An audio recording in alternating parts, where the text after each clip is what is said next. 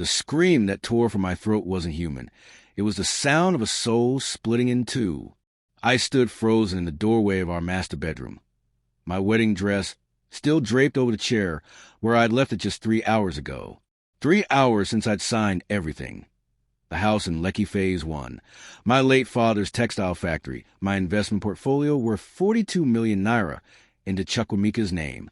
3 hours since I'd become Mrs. Chukwuemeka Okonkwo, believing I was building a fortress of trust with a man I'd loved for 5 years. Now, that same man was tangled in our Egyptian cotton sheets with my younger sister, Adaeze. Amara. Chukwuemeka's voice cracked as he scrambled to cover himself, his dark skin glistening with sweat that now made my stomach turn. "Baby, I can explain." "Get out." The words came out flat, emotionless, even as my whole body trembled. "Both of you, get out of my house."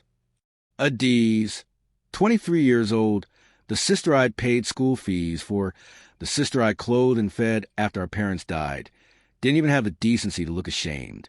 She pulled the sheet around her slim frame, her braids cascading over her shoulders, and met my eyes with something that looked almost like triumph. "Actually, sis," she said, her voice sickeningly sweet, "it's not your house anymore. Remember? You signed it all away this morning." The room tilted. My knees buckled, but I grabbed the doorframe, forcing myself to stay upright.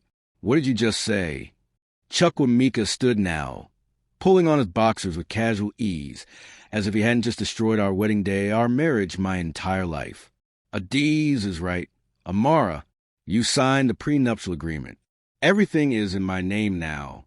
The house, the factory, your accounts, all of it.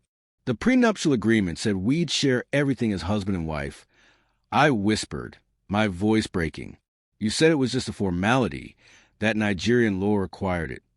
"Nigerian law is what I say it is when you don't read the fine print." His face had transformed into something I didn't recognize. Cold, calculating, cruel. This wasn't the man who'd cried when I said yes to his proposal at La Campagne Tropicana. This was a stranger wearing his face. "You planned this." The realization crashed over me like the Atlantic waves that used to soothe me during our beach walks. "You both planned this." Adaeze laughed, actually laughed, as she slipped into one of my silk robes. "Oh, Amara, always so smart with business, so stupid with people. Did you really think Chukwuemeka wanted you? You're 35, obsessed with your dead father's legacy, always putting work before pleasure." She walked toward me, and I could smell my own perfume on her skin, the Chanel No. 5 I'd bought last week. "He wanted your money. I wanted your money. And now we have it." The slap came before I could think. My palm connected with her cheek, with a crack that echoed through the room. She stumbled backward, eyes wide with shock. "You witch!" she shrieked, lunging for me. Chukwuemeka caught her around the waist, pulling her back. "Adaeze, enough. Amara, you need to leave. Now, before I call security." "Security?" I backed away, my hand throbbing. "Security that I pay for? In the house I bought." "Security that I pay for now," he corrected. "You have until tomorrow morning to pack your personal items and go. The lawyer will be in touch about the divorce proceedings." "Divorce? We've been married for 3 hours." And it was 3 hours too long. He guided Adaeze back toward our bed, my bed, his hand possessive on her waist. "Good night, Amara, and thank you for everything." They climbed back into bed together, dismissing me like I was a servant who'd overstayed her welcome. I stumbled backward into the hallway, my heart hammering against my ribs, my vision blurred with tears I refused to let fall. Not yet, not where they could see. My phone buzzed in the pocket of my going-away outfit, the beautiful coral encre dress I'd worn for our reception just hours ago. A message from my best friend, Chiamaka. "How's married life, Mrs. Okonkwo? Send pictures of the honeymoon suite." I stared at the message, then at the closed bedroom door, then at my shaking hands. And somewhere, beneath the shock and the devastation and the crushing weight of betrayal, something else began to burn. Rage. What would you do if you walked in on your husband with your sister on your wedding day? Hit like if you've ever faced a trail, and drop a comment telling us where you're watching from.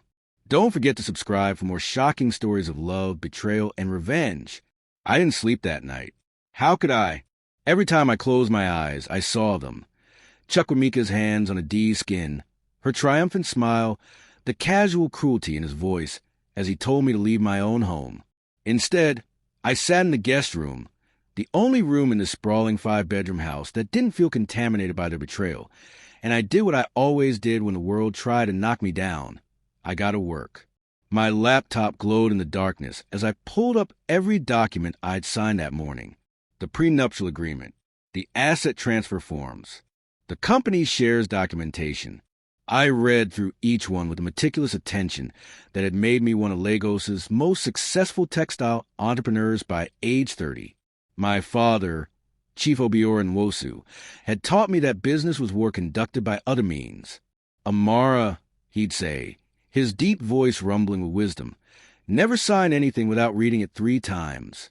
And never trust anyone who rushes you. I'd broken both rules today. The prenuptial agreement wasn't what Chukwuemeka had told me it was. It wasn't a simple asset-sharing document between husband and wife. It was a complete transfer of ownership. Every naira, every property, every share in Nwosu Textiles, into his sole control. My lawyer, Barrister Okafor, had witnessed my signature. My hand trembled as I dialed Barrister Okafor's number. It was 3:47 a.m., but I didn't care. Mrs. Okonkwo? His voice was groggy, confused. Is everything all right? No, Barrister. Nothing is all right. The prenuptial agreement you witnessed. Explain it to me, in plain English. There was a long pause. Too long. Mrs. Okonkwo, I advise you to read it thoroughly.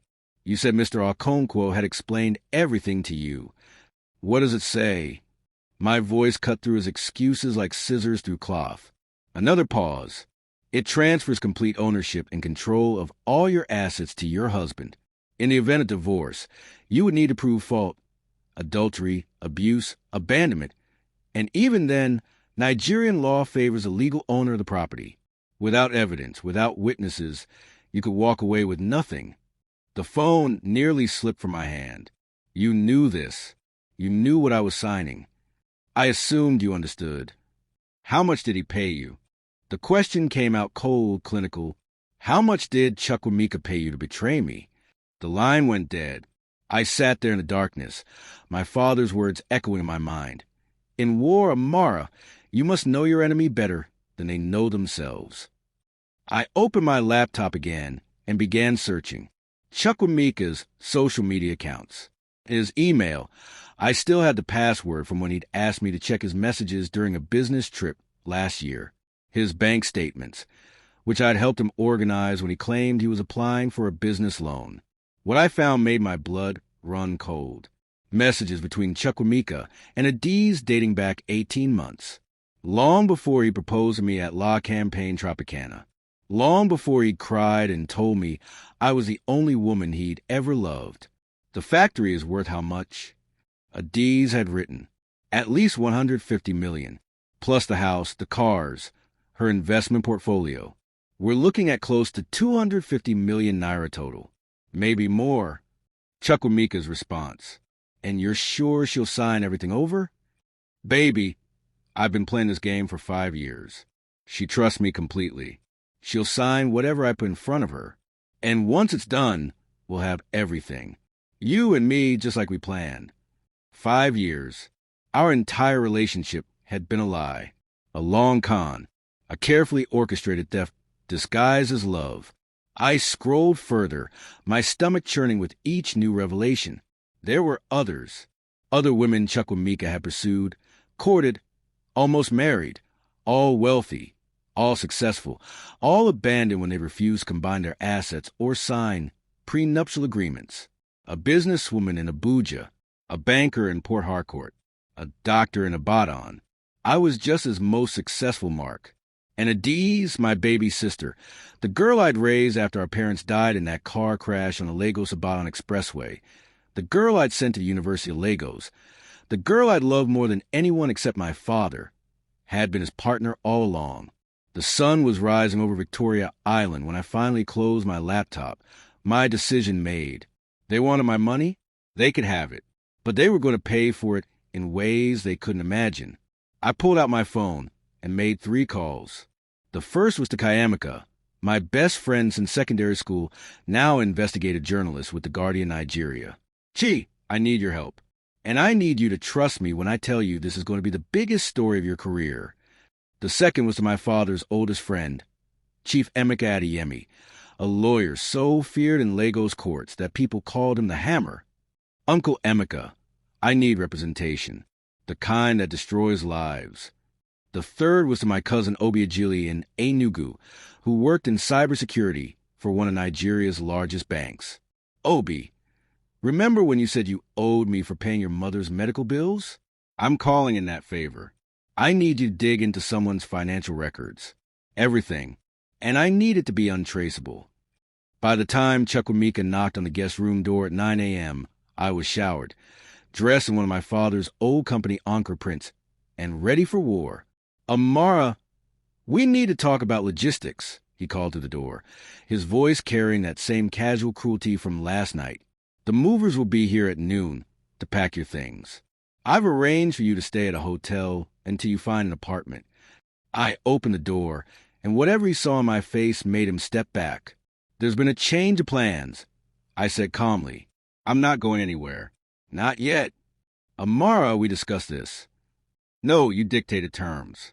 But here's the thing about war, Chukwuemeka. I stepped closer to him, close enough to smell the cologne I bought him for his birthday. You should never celebrate victory until your enemy is actually defeated. Something flickered in his eyes. Uncertainty? Fear? Good. What are you talking about? I'm talking about the fact that you and my dear sister have made a critical mistake.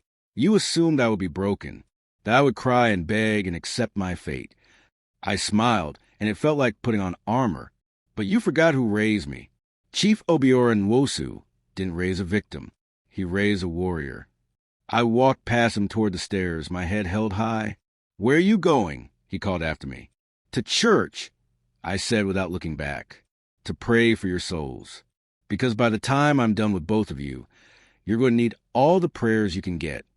Behind me, I heard Adaeze's voice, sharp with worry. Chukwuemeka, what is she talking about? What is she planning? I smiled as I descended the stairs. They were about to find out. What would you do if you walked in on this? Hit like if you've been betrayed, and comment below where you're watching from. Are you Team Amara, or do you think she should just move on? Don't forget to subscribe and turn on notifications. This revenge story is just getting started. The Lagos traffic was murderous on Sunday morning, even by Victoria Island standards. I sat in the back of the Uber, watching the city I'd loved my entire life blur past the window. The street vendors selling pure water in Gala, the churches with their colorful banners promising miracles, the compound walls covered in peeling posters from last year's elections. Everything looked the same, but I felt fundamentally changed. My phone buzzed. Chiamaka, Amara, I'm at your gate.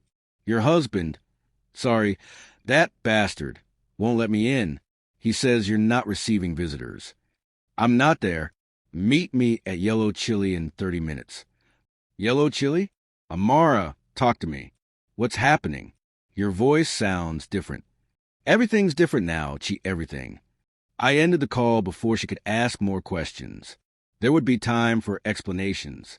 Right now, I needed to focus on building my case, piece by piece, like threading a loom, my father's favorite metaphor for complex business negotiations.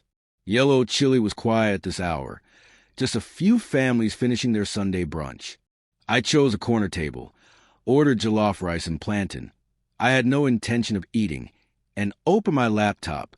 Chiamaka arrived 20 minutes later, her natural hair pulled back in a puff, her face tight with concern.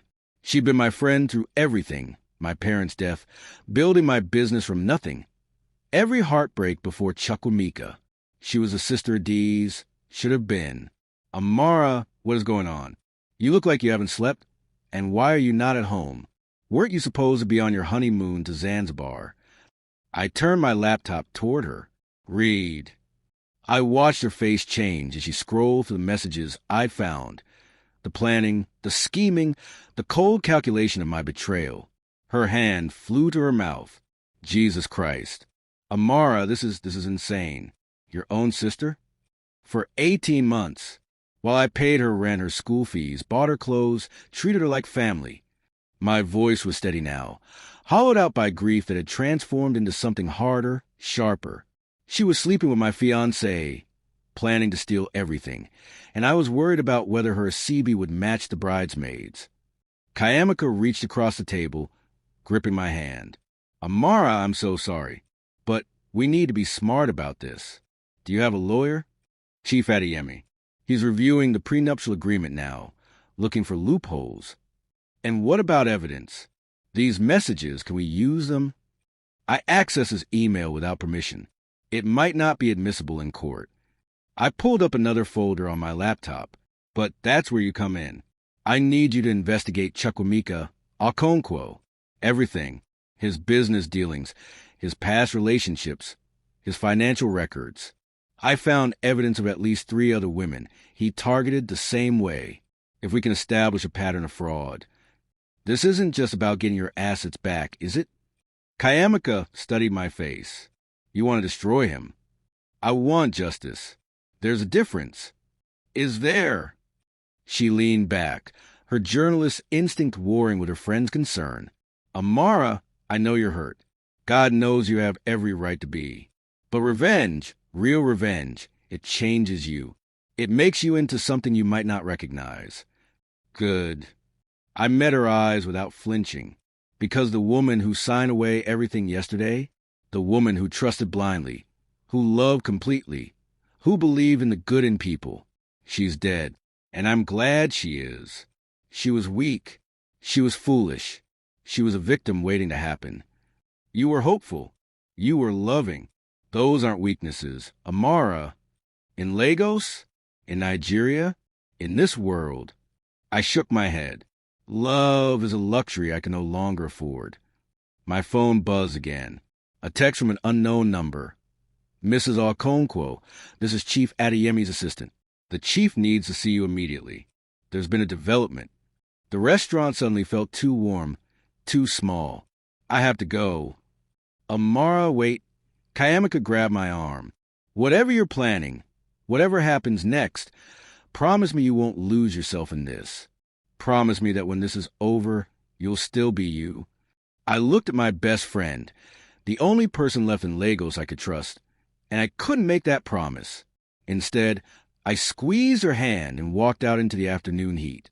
Chief Adayeme's office was in a high-rise overlooking Koi, all dark wood and leather and the smell of old money.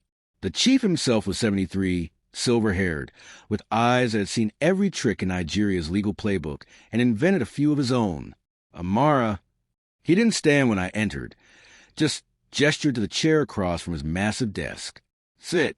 We need to talk. You found something. I found several things. None of them good. He slid a folder across the desk. The prenuptial agreement is airtight. Barrister Okafor knew exactly what he was doing when he witnessed your signature. You transferred complete ownership of all assets to your husband. In the event of divorce, you would need to prove fraudulent inducement, and that's nearly impossible to establish in Nigerian courts, especially this quickly. My chest tightened. There has to be something. There is, but you're not going to like it. Chief Adaeze pulled out another document. I did some digging into Chukwuemeka, Okonkwo's background. Your husband, if we can even call him that, doesn't exist. The room seemed to tilt. What? Chukwuemeka Okonkwo, age 38, born in Enugu, attended University of Nigeria, Nsukka, worked in import-export before meeting you. Chief Adaeze ticked off each point. None of it is true. The birth certificate is forged. The university has no record of him. The companies he claimed to work for, they don't exist or they've never heard of him. But his family, I met them. His mother, his brothers. Actors, most likely, or real family members using false names. Amara, the man you married, is a professional con artist. This isn't his first time, and you're not his first victim, but you are his biggest. I gripped the arms of the chair, my knuckles white. How we use this? Carefully. Chief Adeyemi leaned forward. If we expose him too quickly, he'll disappear with your assets. Wire the money offshore, sell the properties, vanish into thin air. We've seen it before with these types. They're ghosts, here one day, gone the next. So what do? We make him think he's won. We make him comfortable, overconfident. And while he's celebrating his victory, we build an airtight case. Fraud, identity theft, conspiracy. We get the police involved, freeze his accounts, and trap him before he can run. How long will that take? 3 months. Maybe 4. 3 months. I stood up, my voice rising. I'm supposed to watch him live in my house, sleep in my bed, spend my money for 3 months? Would you rather have revenge, or would you rather have justice? Chief Adeyemi's voice was sharp. Because right now, Amara, you can't have both. If you want your assets back, if you want him in prison where he belongs, you need to be patient. You need to be smart. You need to think like the businessman your father trained you to be, not the heartbroken woman you are right now. The words hit like a slap, but they were true. I sank back into the chair. What do I do in the meantime? You play the role of the defeated wife. You move out quietly. You don't make a scene. You let him think you've accepted your fate. And behind the scenes, we build the case that will destroy him. I thought of Adaeze's triumphant smile, Chukwuemeka's casual cruelty, the way they dismissed me like I was nothing. All right, I said finally. I'll play along. But Chief Adeyemi? Yes. When we take him down, I want to be there. I want to see his face when he realizes he underestimated me. I want him to know, without a doubt, that he chose the wrong woman to betray. Chief Adeyemi smiled, a cold, predatory expression that reminded me why people called him the Hammer. My dear, when I'm done with him, he'll wish he'd never heard the name Amara Nwosu. I left his office as the sun was setting, painting Legos in shades of orange and gold. My phone buzzed with a message from Chukwuemeka. Your things are packed. The hotel reservation is at Eco Hotel. Don't come back. Another message, this one from Adaeze. Sorry, sis. Nothing personal. Just business. I stare at that last message. The final insult.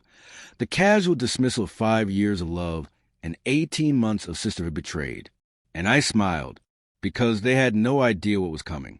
If you're enjoying Amara's story of revenge, smash that like button and share this with someone who loves a good comeback.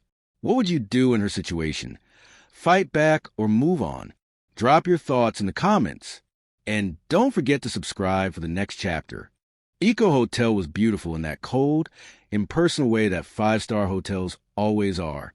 The suite Chukwuemeka had booked, paid for with my money, no doubt, overlooked the Atlantic Ocean, the same ocean where he proposed to me just 8 months ago. I stood at the window, watching the waves crash against the shore, and felt nothing. That was the strangest part. Not the anger, not the grief. I'd expected those. It was the emptiness. Like someone had reached into my chest and scooped out everything that made me human, leaving behind just a shell program for one purpose. Survival. My phone rang. Obiajili, my cousin from Enugu. Amara, I have what you asked for. But cousin, are you sure you want to go down this road? Tell me what you found. A sigh. Chukwuemeka Okonkwo, or whatever his real name is, has been moving money. Small amounts at first. Testing the waters. 500,000 naira here, 1 million there, all to an offshore account in Mauritius. My hand tightened on the phone. How much total? So far? About 15 million naira. But Amara, there's more. The account in Mauritius? It's not in his name. It's in Adaeze's name. I closed my eyes. Of course it was. Adaeze was the beneficiary, the end goal. Chukwuemeka was just the instrument. Can you trace where the money goes after that? I can try, but these offshore accounts, they're designed to hide money. It could take weeks, maybe months. We don't have months. Chief Adeyemi says if they suspect we're on to them, they'll drain everything and disappear. Then what do you want me to do? I watched the ocean, thinking. My father had taught me that in business, timing was everything. Strike too early and you lose the advantage. Strike too late and you lose everything. Monitor the account. The moment they try to move anything over 10 million naira, I want to know immediately. Can you do that? Yes, but Amara... I know, Obi. I know what I'm asking. And I promise, when this is over, I'll make it right. I ended the call and turned back to the empty hotel suite. This was my life now. A beautiful prison, paid for with my own money, while my husband and sister celebrated their victory in my home. No, not a prison. A war room. I spent the next 3 hours working. Called my factory manager, loyal Mr. Okafor, who'd worked for my father for 30 years, and instructed him to continue operations as normal, but to copy me on every financial document, every order, every transaction. Chukwuemeka might own the factory on paper, but he didn't know the first thing about running it. That was his second mistake. His first was underestimating me. At 10 p.m., there was a knock on my door. I opened it to find Chiamaka, carrying 2 bottles of wine and a bag of suya from her favorite spot in Surulere. You look terrible, she said, pushing past me into the suite. Good evening to you, too. I'm serious. Amara, when's the last time you ate? Or slept? She started unpacking the suya, the spicy smell filling the room. You can't fight a war on an empty stomach. Despite everything, I smiled, quoting my father now, quoting common sense. Sit, eat, and tell me what Chief Adeyemi said. I told her everything. The false identity, the offshore accounts, the plan to wait and build a case. Chiamaka listened, chewing thoughtfully, her journalist mind processing every detail. 3 months is a long time to wait, she said finally. A lot can happen in 3 months. I know. And you're sure you can pull this off? Pretending to be defeated while secretly plotting his downfall. I don't have a choice. We always have choices, Amara. Chiamaka poured us both wine, the red liquid catching the light. The question is whether you can live with the consequences. I took the glass, but didn't drink. Did I ever tell you what my father said to me before he died? No. We were in the hospital. He knew he wasn't going to make it. The car crash had been too severe. I stared into the wine, seeing my father's face in ripples. He grabbed my hand and he said, Amara, I'm leaving you everything. The factory, the properties, the money. But more than that, I'm leaving you a legacy. And legacy isn't just what you build. It's what you protect. Promise me you'll protect it. Promise me you won't let anyone take what's yours. And you promised. I promised. I finally drank, the wine bitter on my tongue. I broke that promise yesterday when I signed those papers. I let Chukwuemeka and Adaeze take everything my father spent his life building, everything he died protecting. You didn't know. I should have known. The words burst out of me, loud in the quiet suite. I should have been smarter, more careful, less trusting. My father taught me better than that. But I was so desperate to be loved, so desperate to have a family again after losing my parents, that I ignored every warning sign. What warning signs? I laughed, a harsh sound. Chukwuemeka never talked about his past, never introduced me to childhood friends or showed me old photos. His mother's house in Enugu, we only visited once, and she seemed nervous the whole time. He always had an excuse for why he couldn't meet my business associates or attend factory events. And Adaeze. I trailed off. What about Adaeze? She started acting different about 2 years ago. More confident, more secretive. She'd get messages on her phone and smile in this way that made me uncomfortable. But I told myself I was being paranoid, that I was jealous of her youth and beauty, that I was turning into one of those bitter older sisters who resented younger women. You were being gaslit, Chiamaka said firmly. By both of them. That's what these con artists do. They make you doubt your own instincts. Well, I'm not doubting anything anymore. I set down my wine glass. Chi, I need you to do something for me. Something dangerous. She leaned forward. I'm listening. I need you to get close to them. Chukwuemeka and Adaeze. Pretend you're on their side. Maybe say that you've always thought I was too controlling, too obsessed with money. That you're glad they're finally free of me. You wanted to go undercover? I want you to get information. Find out their plans. Are they going to stay in Nigeria or flee? How much money are they planning to steal? Is there anyone else involved? I pulled out a small recording device I bought that afternoon from an electronics shop in Computer Village. And I need you to record everything. Chiamaka picked up the device, turning it over in her hands. Amara, if they find out. They won't. You're a journalist. You're brilliant at getting people to trust you, to tell you their secrets. And they have no reason to suspect you. As far as they know, you're just my friend who's too polite to take sides. And if this goes wrong, if they figure it out, I met her eyes. Then we both go down together. But Chi, I can't do this alone. I need someone on the inside. Someone I trust. You're the only person I have left. She was quiet for a long moment, the weight of what I was asking settling between us. Then she nodded. All right, I'll do it. But Amara promised me something. What? Promise me that when we finally take them down, you'll let it be enough. That you won't keep chasing revenge until it destroys you too. I wanted a promise. I wanted to tell my best friend that I would be fine, that I would heal, that this quest for justice wouldn't consume me. But I'd already broken too many promises. I'll try, I said instead. It was the best I could offer. Chiamaka left around midnight, taking the recording device with her. I stood at the window again, watching Legos sparkle in the darkness. Millions of lives, millions of stories, millions of betrayals just like mine playing out across the city. My phone buzzed. A message from an unknown number. I know what your husband did to you, and I can help you destroy him. Meet me tomorrow at the Civic Center, 2 p.m. Come alone. A friend. I stared at the message, my heart racing. A trap? A trick? Another layer to Chukwuemeka's con? Or an opportunity? In the reflection of the window, I saw my own face, exhausted, hollow-eyed, but alive with something I hadn't felt since walking into that bedroom. Hope. Drop a comment if you think Amara should meet this mysterious person. Is it a trap or her chance for revenge? Hit that subscribe button and turn on notifications. You won't want to miss what happens next. Share this video with anyone who loves a powerful comeback story. The Civic Center in Victoria Island was crowded on Monday afternoon.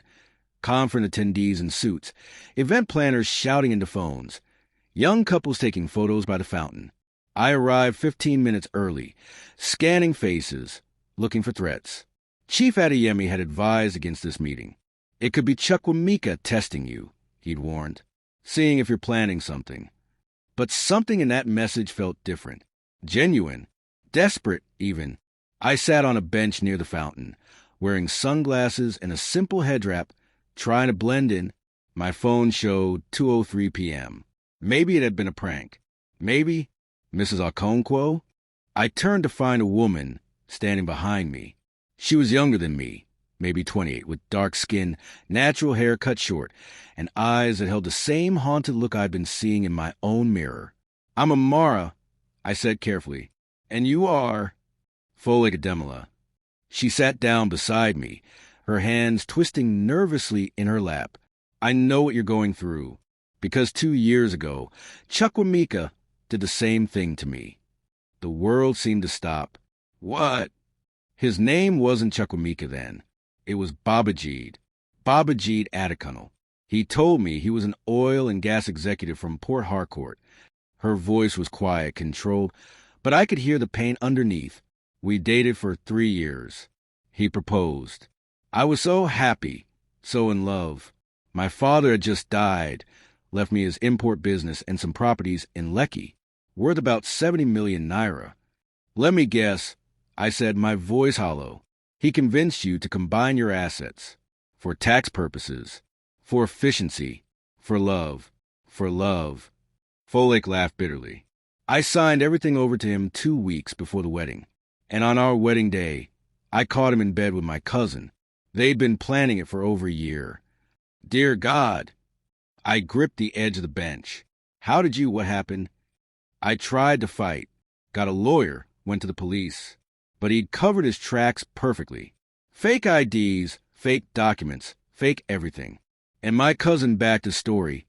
Said I was unstable, that I'd given him the assets willingly, that I was making false accusations.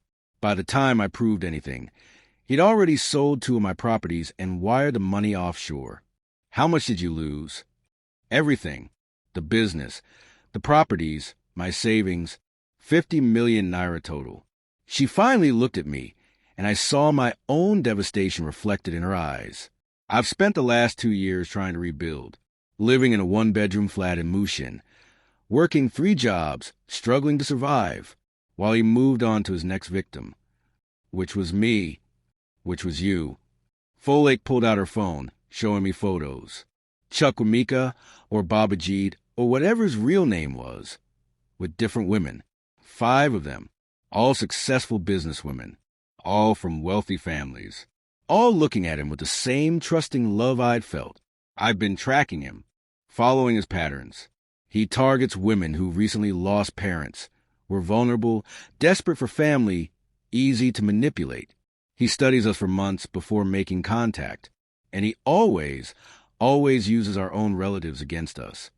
My sister, I whispered, your sister, my cousin, the woman before you, he used her best friend. Folklore swiped through more photos.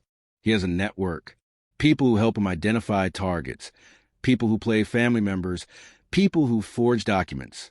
This isn't just one con artist, Mrs. Okonkwo. It's an entire operation. I felt sick.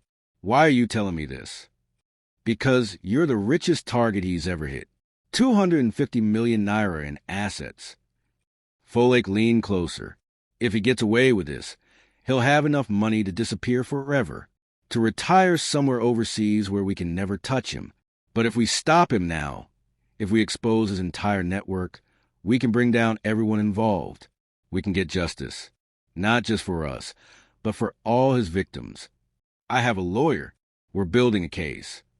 A case takes time, and time is what he won't give you. Folklore pulled out a folder, thick with documents. I have evidence, real evidence, photos of him with his partners, financial records showing money movement, testimony from 2 other victims who are willing to come forward. But most importantly, I have his real identity. My heart was pounding. What's his real name? Chibuzo Okafor, born in Abia State. He's 34, not 38. He served 2 years in prison for fraud when he was 22. And when he got out, he didn't reform, he just got smarter. How did you find all this? I spent every naira I had left hiring a private investigator. It took 18 months, but I found him, found his real family. His mother is alive, by the way, living in ABA. She hasn't seen him in 10 years. Found his partners. Found everything. Folklore's hands were shaking now, but I couldn't do anything with the information alone. I went to the police. They laughed at me, said I was a bitter ex-girlfriend, making up stories. I went to journalists. They wanted money I didn't have. I went to lawyers. They said without a current victim willing to prosecute, they couldn't help me. But now you have a current victim, I said slowly. Now I have you, and you have resources, money for lawyers, connections, a name people respect. Folklore grabbed my hand. Mrs. Okonkwo, Amara, please, help me bring him down. Help us get justice for everyone he's hurt. I looked at this woman, this stranger who knew my pain better than anyone, and I made a decision. Show me everything. We spent the next 2 hours in a quiet corner of a nearby cafe. Folklore spreading documents across the table like evidence at a crime scene. And that's what it was.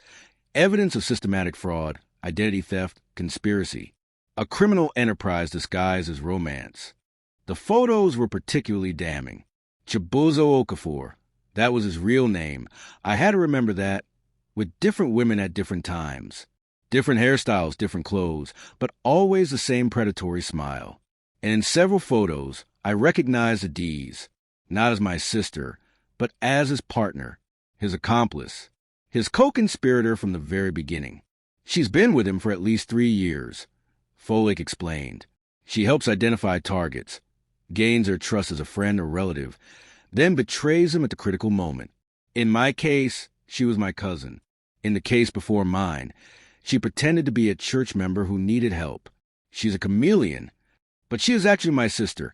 I said, my voice strange in my own ears. She didn't infiltrate my life. She was already in it, which makes you the perfect target and the most profitable. Folklore pulled out a financial document. Look at this. These are wire transfers from the offshore account in Mauritius. The money doesn't stay there.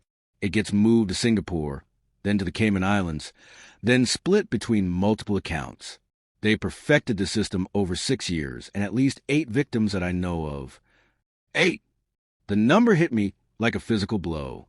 8 women. 8 that I could find. There could be more. Folklore's voice was grim. And they've stolen approximately 400 million naira total. Maybe more. I sat back, my mind reeling. This wasn't just about me. This was about a pattern of destruction, a trail of broken women, and stolen lives stretching back years. What do you want from me? I asked finally. I want you to be the one who stops him, the one who's brave enough, strong enough, rich enough to see this through. Folklore gathered her documents. I want you to take this evidence to your lawyer, build an airtight case. And when the time comes, I want you to let me testify. Let me face him in court and tell the world what he did to me, to all of us. And if I can't win, if he gets away, then at least we tried. At least we fought.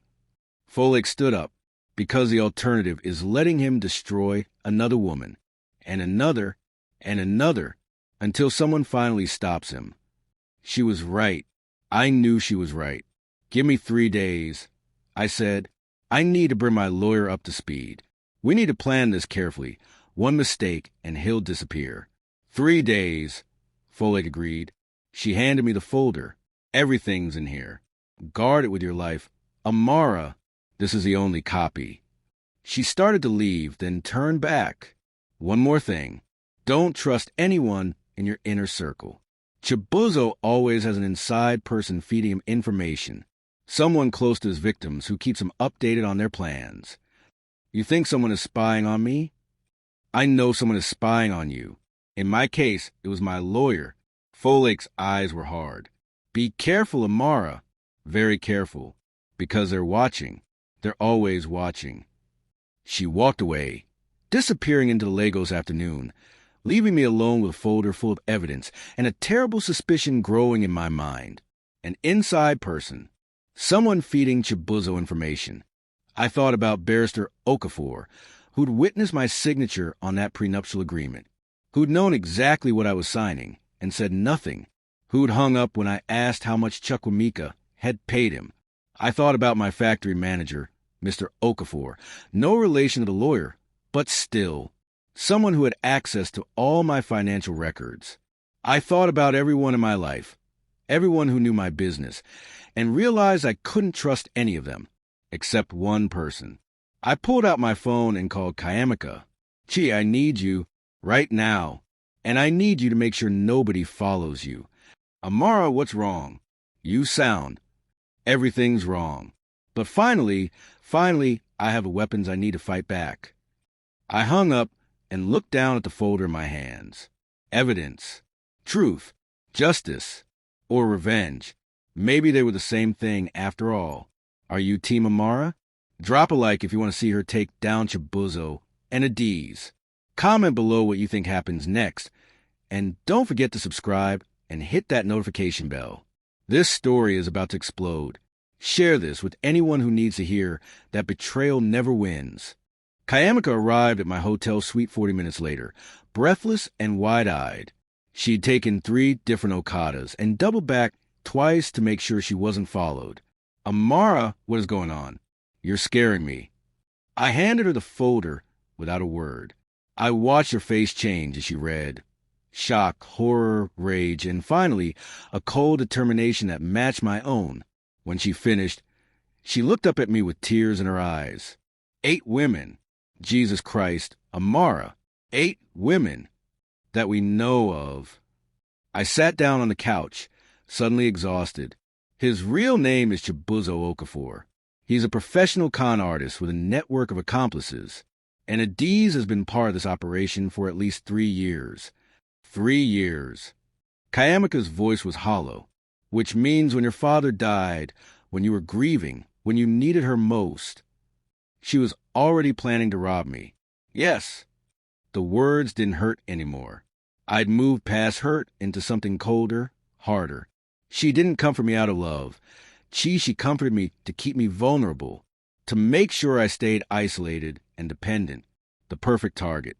Chiamaka stood up, pacing the suite like a caged animal. We need to go to the police. Right now, with this evidence. The police laughed at Folklore. They'll laugh at me too, or worse.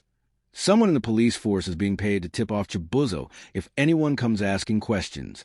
I pulled out my phone. No, we do this smart. We go to Chief Adaeze first thing tomorrow morning with this evidence. We build a case so airtight that even a corrupt police force can't ignore it. And then we strike. Tomorrow? Amara, every day we wait is another day they could run. I know, but rushing in without a plan is exactly what they expect. It's what all the other women did. I looked at my best friend, this woman who'd stood by me through everything. Chi, did you make contact with him? With Chibuzo and Adaeze? Yes.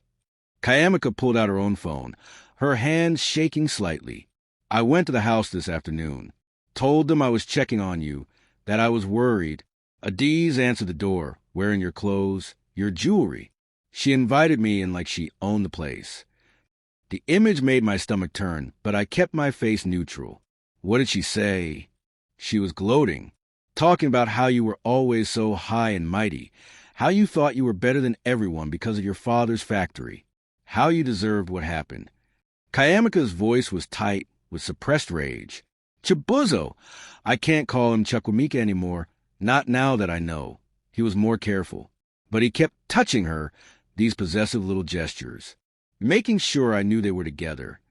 Did you record any of it? I tried, but they were smart.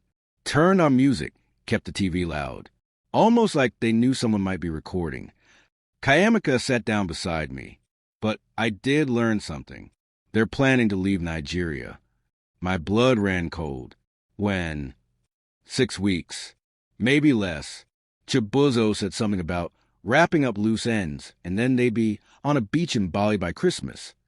6 weeks. Chief Adaeze had said we needed 3 or 4 months to build a case. We didn't have that kind of time. Did they say anything about the money? About transferring assets? Adaeze mentioned selling the factory. Said some Chinese investors were interested in buying Nigerian textile companies, that they could get $150 million for it easily. The factory? I stood up, my heart pounding. My father's factory? They're going to sell it to foreign investors. Amara, calm down. Calm down. My voice rose despite myself. That factory has been in my family for 30 years. My father built it from nothing. He employed 200 people, supported their families, sent their children to school. I was shaking now. All the control I'd maintained for 3 days finally cracking. They can steal my money, my house, my cars. I can replace all of that. But the factory?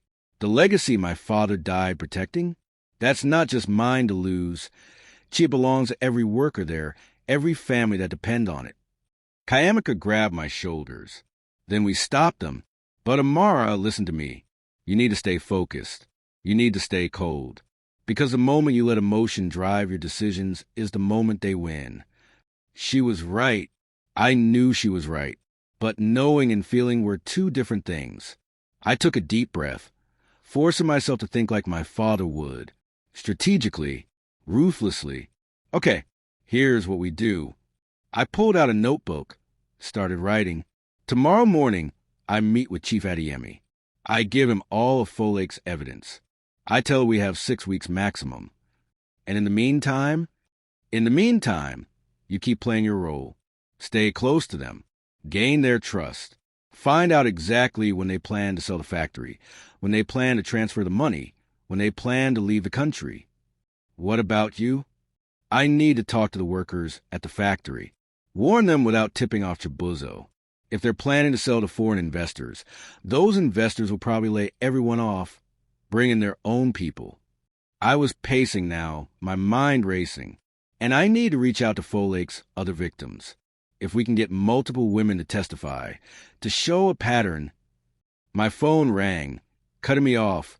Unknown number. I answered, putting it on speaker. Hello? Amara. The voice was male, unfamiliar, with a thick Igbo accent. You don't know me, but I know you, and I know what Chibuzo Okafor has done to you. Chiamaka, and I exchanged glances. Who is this? My name is Ikenna. I'm Chibuzo's younger brother, and I'm calling to warn you. If you're planning something, if you're trying to fight back, you need to be very careful. My brother is dangerous, more dangerous than you know. Why are you calling me? Why help me? A long pause. Because I'm tired of what he's doing. Tired of the lies, the stealing, the destruction. He's my brother, but he's become a monster. And someone needs to stop him before he hurts anyone else. Where are you? Can we meet? No, it's too risky. But I can give you information. Tell you things the police need to know. His voice dropped to barely a whisper. Amara, my brother is killed before. The room went silent. Even Chiamaka looked shocked. What did you say? 3 years ago, in Port Harcourt, a woman named Grace Okoro. She was one of his targets, a widow with oil money. But she figured out his game before he could steal from her. She threatened to go to the police, to expose him. Ikenna's voice was heavy with guilt. Her car went off a bridge 2 days later. The police call it an accident. But I know the truth. I know what my brother is capable of. I couldn't breathe. Murder. This wasn't just fraud anymore. This was something far, far worse. Do you have proof? I have suspicions. I have timelines that don't match the police report. I have text messages between Chibuzo and his partners discussing solving the problem. I can aside, but I don't have hard evidence. Nothing that would hold up in court. That's why I'm calling you. Because if you're going after him, you need to know what you're up against. You need to protect yourself. How do I know you're telling the truth? How do I know you're not part of his network, trying to scare me? You don't. You'll have to trust me. A pause. Or don't. But be careful, Amara. Be very careful. Because my brother doesn't just con women. When they become a threat, he eliminates them. The line went dead. I stood there, phone in hand, my mind reeling. Murder. Grace Okoro. Port Harcourt. 3 years ago. Amara. Chiamaka's voice was urgent. We need to go to the police right now. Forget Chief Adeyemi. Forget building a case. If he's killed before, then rushing to the police could get me killed too. I sat down heavily. Think about it. If Chibuzo has contacts in the police force, if he has people watching me, then the moment I walk into a police station could be my last moment alive. So what do? We verify Ikenna's story. Find out if Grace Okoro existed, if she really died in a car accident, if she was connected to Chibuzo. I was thinking out loud now, trying to stay rational despite the terror creeping up my spine. And we move faster, much faster, because if he's willing to kill to protect his operation, then I'm already in danger. Maybe you should leave Lagos. Go to Abuja or London, somewhere he can't find you. And abandon everything? Let him win. I shook my head. No, I'm not running. I'm not hiding. But I am going to be smart about this. I pulled out my laptop, started searching. Grace Okoro. Port Harcourt. Car accident. 3 years ago. It took 15 minutes to find the article. A brief mention in a Port Harcourt newspaper. Businesswoman dies in bridge accident. Grace Chidimo Okoro, age 41, widow of oil executive Kenneth Okoro.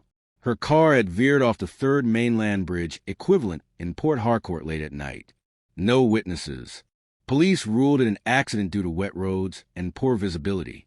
But buried in the article was one line that made my blood run cold.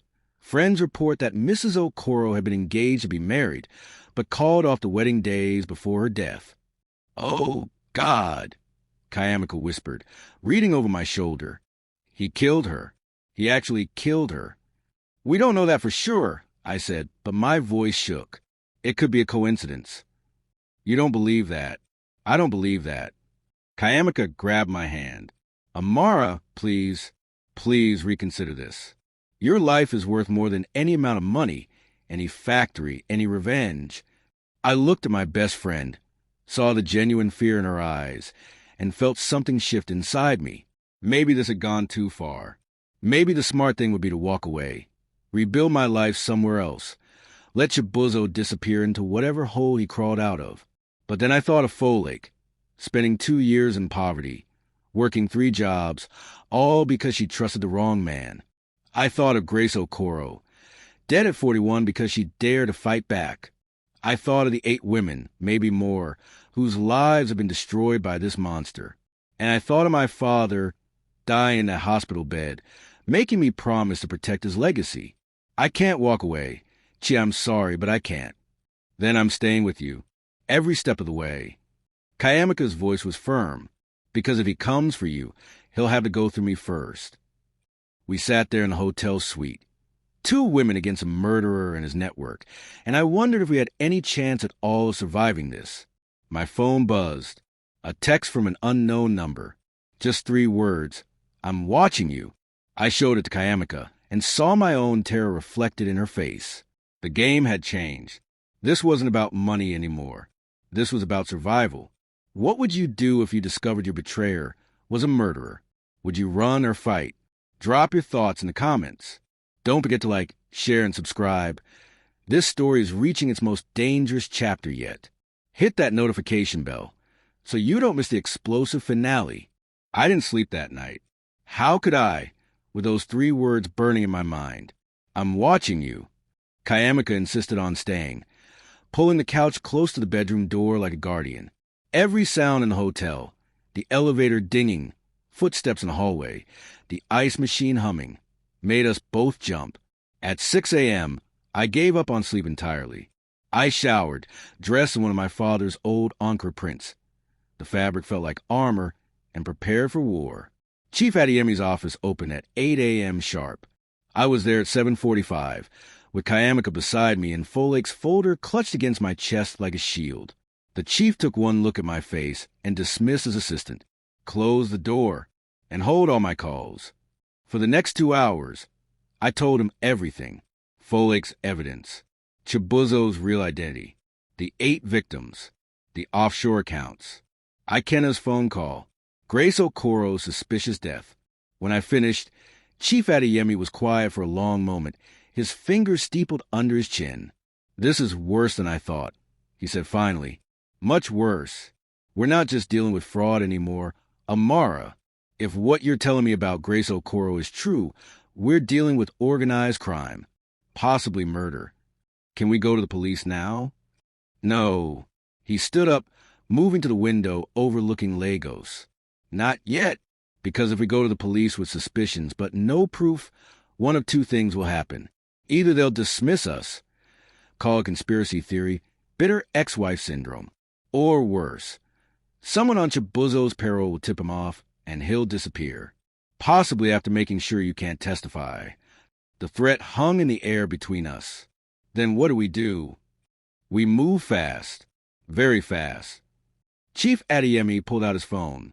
I have a contact at the Economic and Financial Crimes Commission, the EFCC. He's clean, incorruptible, and he hates con artists with a passion. If anyone can help us, it's him. How long will it take? Give me 48 hours to brief him, authorization for surveillance and account freezes. In the meantime, you need to stay visible but vulnerable. Go about your normal routine. Normal routine? I laughed bitterly. I'm living in a hotel. I have no routine. Then create one. Visit the factory. Have lunch with friends. Act like a defeated woman trying to rebuild her life. He fixed me with a hard stare. But Amara, you must be very careful. No confrontations.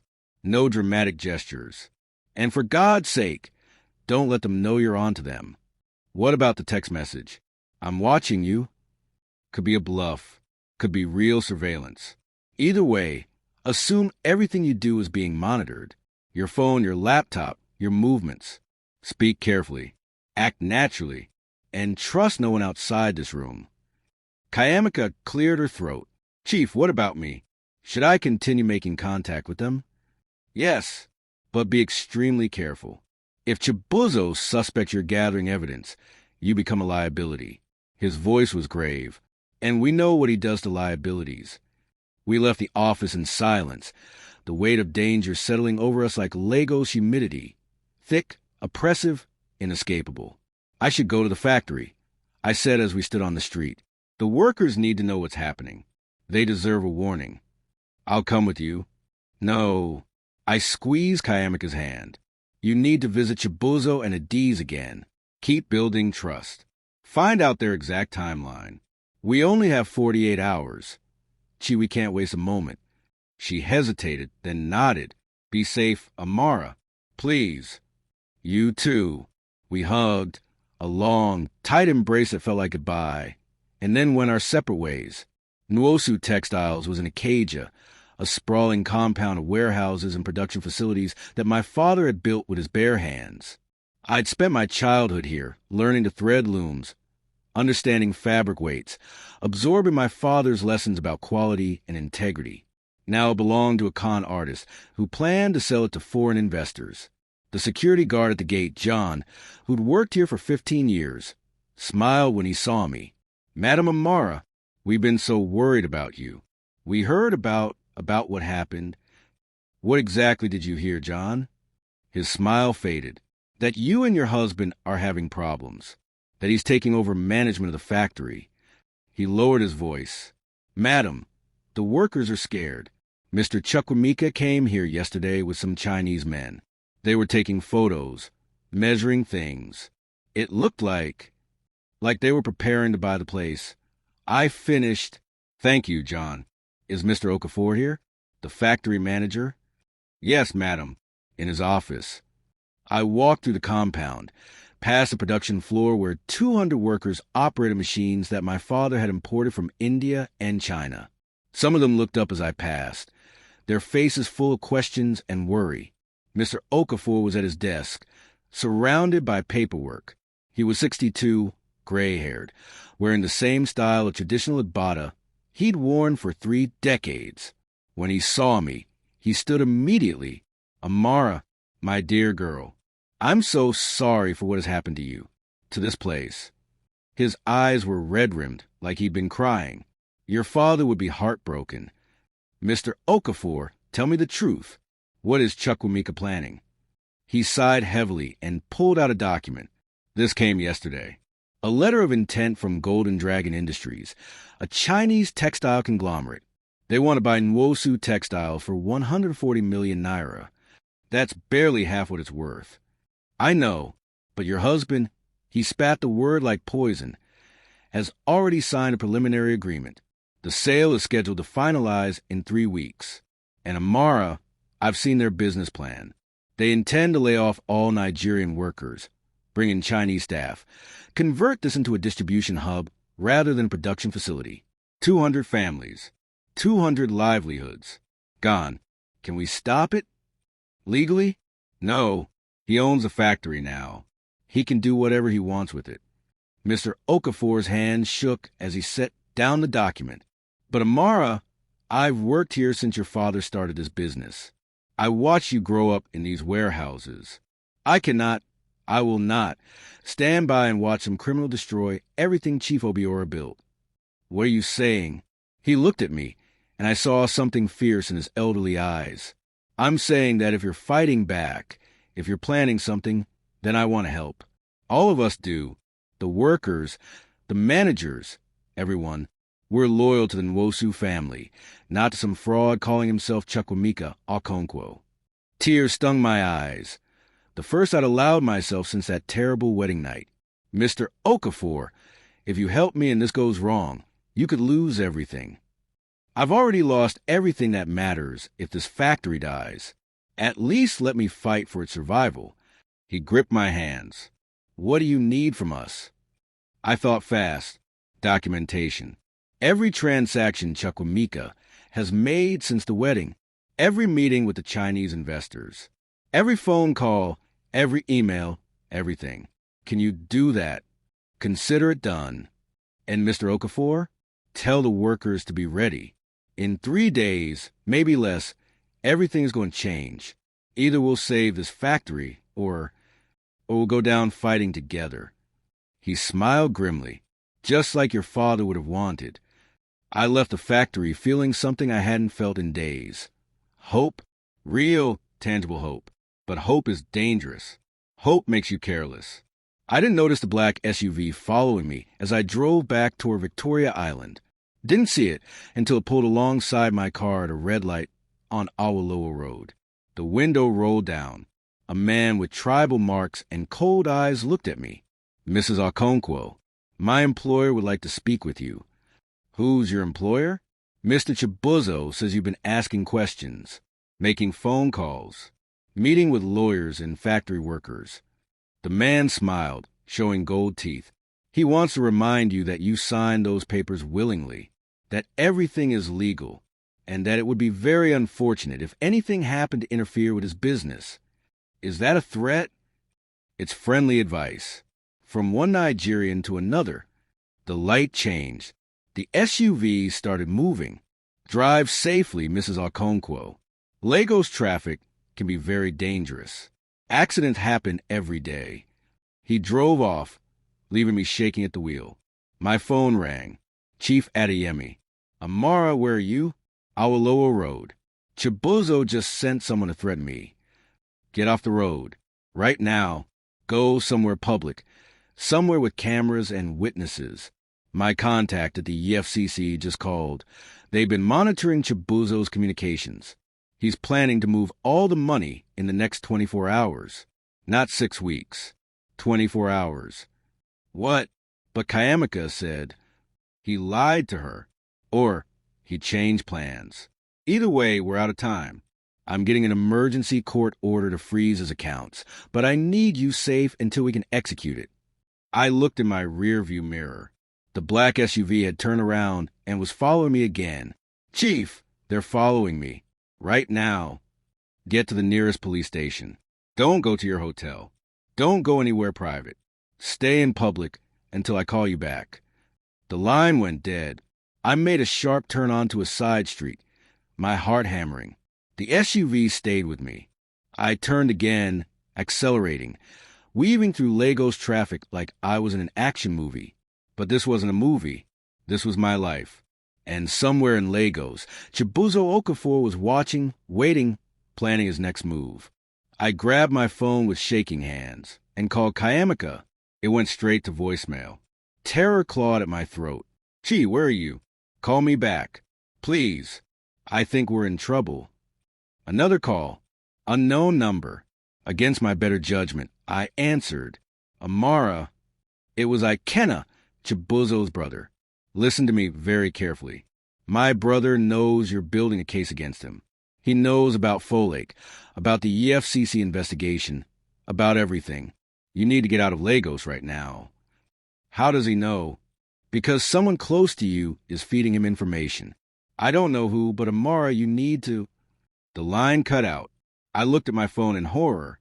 Someone close to me, a traitor in my inner circle. Chief Adeyemi? No, impossible. Chiamaka? No.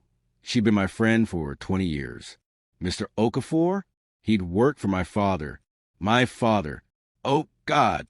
I pulled over, my hands shaking so badly I could barely hold the steering wheel. Pulled up my contacts. Looked at the name I'd been trusting with everything. Mr. Okafor's brother's name was Okafor, too.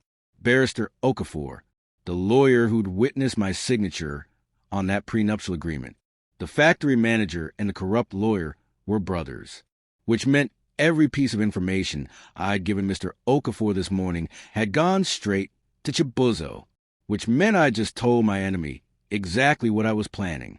I sat in my car on a Lagos side street, the black SUV idling 3 cars behind me, and realized with crushing certainty that I'd made a terrible, possibly fatal mistake. My phone buzzed. A text from Chiamaka. Amara, where are you? Chibuzo and Adaeze just left the house in a hurry with suitcases. I think they're running. Call me. Another text from an unknown number. You should have walked away when you had the chance. Now it's too late. See.